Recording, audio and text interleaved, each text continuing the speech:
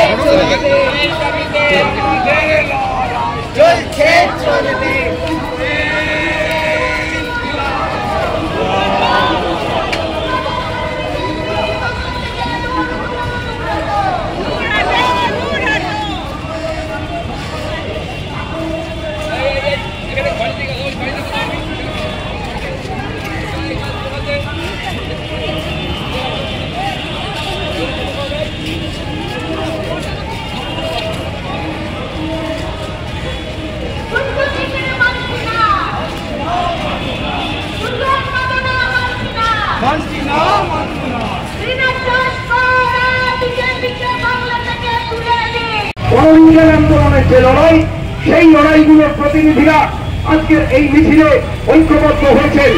ঐক্যবদ্ধ হয়েছেন ছাত্রলীগেরা, ঐক্যবদ্ধ হয়েছেন ডাক্তার, শিক্ষক, শিক্ষিকারা।